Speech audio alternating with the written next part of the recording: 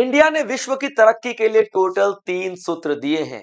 People, planet और progress, यानी कि लोग, पृथ्वी और विकास। ये तीनों सूत्र तय किए गए हैं भारत के द्वारा होने वाले ग्लोबल एआई इंपैक्ट समिट, जो कि इंडिया होस्ट करने जा रहा है। ये ग्लोबल साउथ का सबसे बड़ा आर्टिफिशियल इंटेलिजेंस के ऊपर समिट होने वाला है।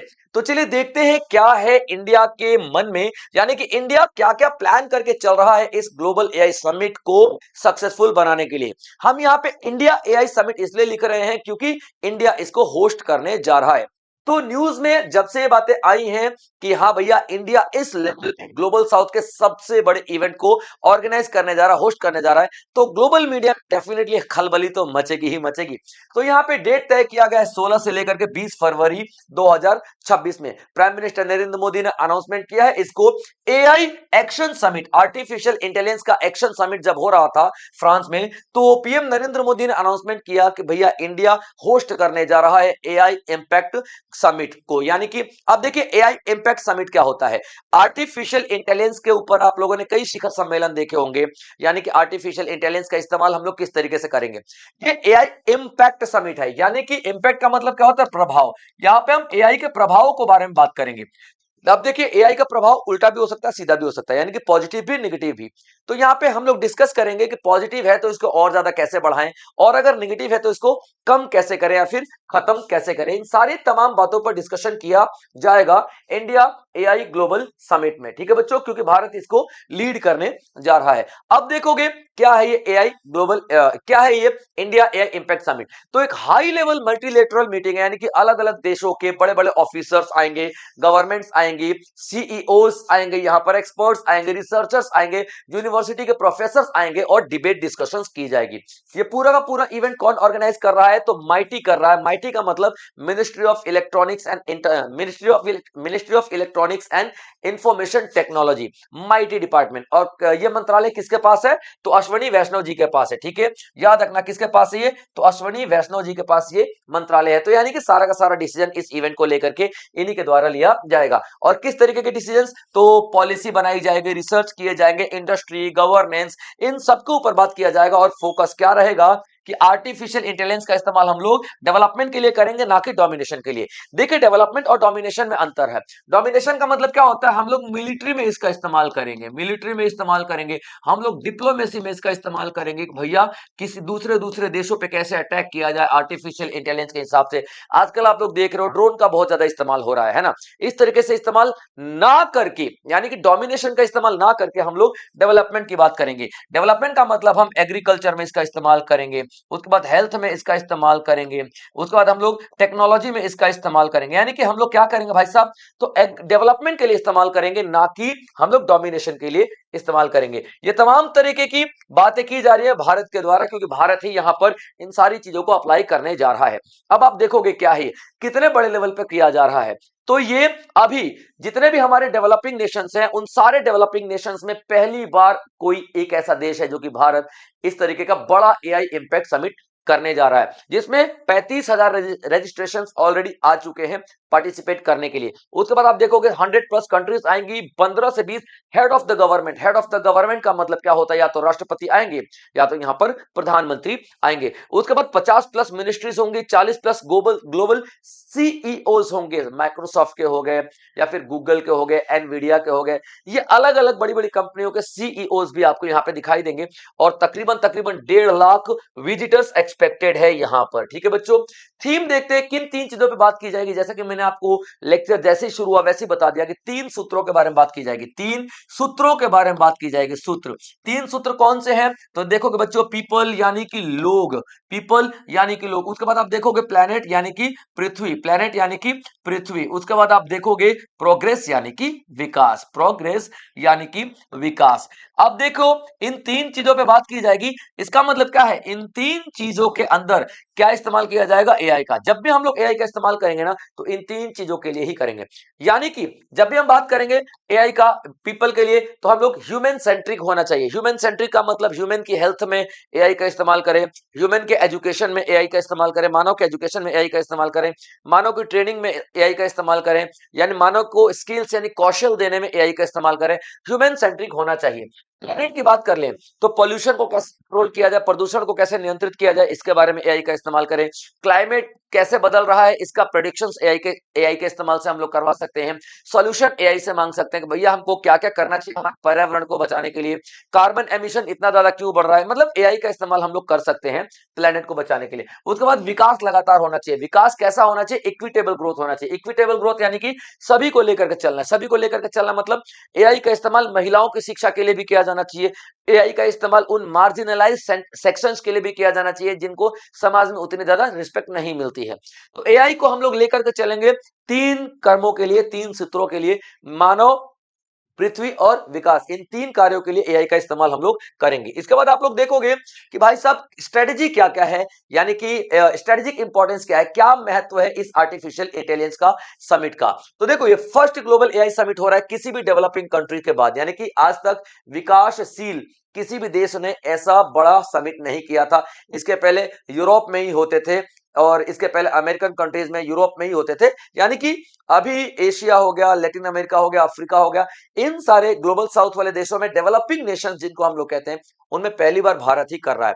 अब देखोगे यहां पर भारत ने दावा किया था G20 में कि वो ग्लोबल साउथ का लीडर बनकर उभरेगा, तो यहां पे दिखाई दे भी रहा है कि हाँ भैया एआई के प्रोग्रेस में, एआई गवर्नेंस में भारत लीडर बनकर सामने तो आ रहा है। उसके बाद आप देखोगे कि जो प्रोग्राम पहले से चल रहे हैं उनको कंटिन्यू भी किया जाएगा भारत के द्वारा, जैसे कि G20 का एक प्रोग्राम था एआई प्रिंसिपल्स, यानी आर्टिफिशियल इंटेलिजेंस का हम लोग इस्तेमाल करेंगे सिद्धांतों के, सिद्धांतिक रूप पे, ठीक है। यूनाइटेड नेशन जीपीए यानी कि global partnership for AI, AI resolutions pass किए गए थे, यानी कि आर्टिफिशियल इंटेलिजेंस को हम लोग बहुत अच्छे से इस्तेमाल करेंगे, ठीक है। उसके बाद अफ्रीकन डिक्लेरेशन ऑन एआई, यानी कि अफ्रीका ने भी आर्टिफिशियल इंटेलिजेंस के अच्छे इस्तेमाल के लिए काफी सारे डिक्लेरेशन दिए थे, उन सबको कंटिन्यू करने वाला यहाँ पे भारत, तभी तो ग्लोबल साउथ का लीडर बनेगा।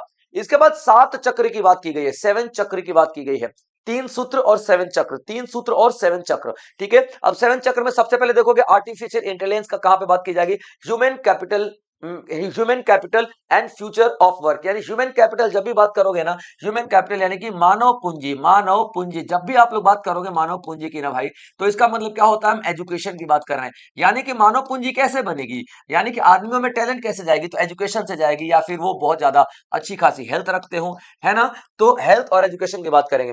सोशल इंक्लूजन, आर्टिफिशियल इंटेलिजेंस को ऐसे डेवलप करो कि वो महिलाओं को लेकर के भी चले, यानी कि ऐसा नहीं कि भाई पुरुष पुरुष को वो बढ़ावा दे रहा है और महिलाओं को पीछे छोड़ रहा, नहीं, सबको लेकर के चलने वाला होना चाहिए। महिला सशक्तिकरण के लिए काम करना चाहिए, सुरक्षित होना चाहिए, भरोसेमंद होना चाहिए, विज्ञान के क्षेत्र में काम अच्छा करना चाहिए। विज्ञान के लिए भी हम आर्टिफिशियल इंटेलिजेंस का इस्तेमाल कर सकते हैं, अलग अलग रिसर्च कर रहे हैं, एआई का बहुत सारा इस्तेमाल हम लोग कर सकते हैं, ठीक है। उसके बाद रिसर्च के लिए कर सकते हैं, क्लाइमेट को प्रिडिक्ट करने में, वातावरण को कैसा होने वाला है, 4 दिन बाद बारिश आएगी नहीं आएगा, आर्टिफिशियल इंटेलिजेंस का भविष्यवाणी के लिए हम लोग कर सकते हैं इस्तेमाल। उसके बाद आप देखोगे एआई रिसोर्सेज हैं, आर्टिफिशियल इंटेलिजेंस के जरिए जितने भी हमारे रिसोर्सेज हैं उन सारे रिसोर्सेज का हम सही इस्तेमाल कर सकते हैं। उसके बाद आप देखोगे आर्टिफिशियल इंटेलिजेंस का इकोनॉमिक डेवलपमेंट के लिए, यानी कि आर्थिक विकास के लिए और हमारे सोसाइटी के लिए भी अच्छा खासा हम लोग यूज कर सकते हैं। तो 7 चक्र दिए गए हैं, आप लोग यहां पर देखोगे, ठीक है बच्चों। उसके बाद एक प्रोग्राम चलाया गया है यूआई, ठीक है, एक प्रोग्राम चलाया गया है यूआई, यूआई प्रोग्राम, ठीक है बच्चों। क्या है ये, यूआई प्रोग्राम है, यूआई प्रोग्राम है, या यूं कह लीजिए कि ये एक प्रतियोगिता है, ठीक है, ये एक प्रतियोगिता है यूथ फॉर, ठीक है, यूथ फॉर अनवेवरिंग एआई, यानी कि अटल एआई, ऐसा एआई जो हमारे भारत का युवाओं का भविष्य बना दे, ऐसा एआई हम लोग यहां पर लेकर के आएंगे। अब एक तरीके का कंपटीशन है मान लीजिए, ठीक है, और माइटी ही इसको ऑर्गेनाइज करवाता है। इसमें कौन कौन पार्टिसिपेट करेगा, 13 से लेकर के 21 साल तक के लड़के पार्टिसिपेट करेंगे, यानी कि लड़के लड़कियां यूथ पार्टिसिपेट करेगा। उसके बाद आप देखोगे यहां पे ये लोग क्या करेंगे, यहां पे रियल प्रॉब्लम को सॉल्व करेंगे, जो समाज की रियल प्रॉब्लम है, जैसे कि यूथ, ग्लोबल यूथ चैलेंज, यानी कि जो युवा है उनको किस किस तरीके की समस्याएं आ रही हैं, उन सारी की सारी समस्याओं को किस तरीके से हम लोग आर्टिफिशियल इंटेलिजेंस के जरिए सॉल्व करेंगे। जैसे कि अनएम्प्लॉयमेंट की समस्या है, तो अनएम्प्लॉयमेंट की समस्या हम कैसे सॉल्व कर सकते हैं, क्या क्या प्लान है, क्या क्या प्रोग्राम हम लोग बना सकते हैं, तो इस तरीके की चीजें लेकर के आई जाएगी और युवा प्रोग्राम में, ठीक है। उसके बाद मेंटरशिप और बूट कैंप्स लगाए जाएंगे युवाओं की ट्रेनिंग के लिए। उसके बाद आप देखोगे इंटरनेशनल डेमो डे होगा, यानी कि पूरी दुनिया से लोग आएंगे और जो भी यहाँ पे आर्टिफिशियल इंटेलिजेंस के जरिए इन सारी की सारी समस्याओं को सॉल्व करने के सॉल्यूशंस लेकर के आएंगे, उन सारे सॉल्यूशंस को प्रोजेक्ट किया जाएगा, डेमो देखा जाएगा, और जो भी जीतेगा उसको यहाँ पे 85 लाख रुपए मिलेगा। हालांकि वो बात अलग है, 85 लाख रुपए किसी एक को नहीं मिलेंगे, अलग अलग कैटेगरी है, तो टोटल 85 लाख रुपए तय किए गए। यानी कि यूआई में आर्टिफिशियल इंटेलिजेंस का इस्तेमाल करके कौन दुनिया की समस्याओं को सॉल्व कर पाता है, दुनिया के रियल प्रॉब्लम्स को सॉल्व कर पाता है, उसका एक कंपटीशन होगा, उसका एक प्रतियोगिता होगी, और अलग अलग कैटेगरी में टोटल 85 लाख रुपए प्राइज के रूप में दिए जाने वाले हैं, ठीक है बच्चों।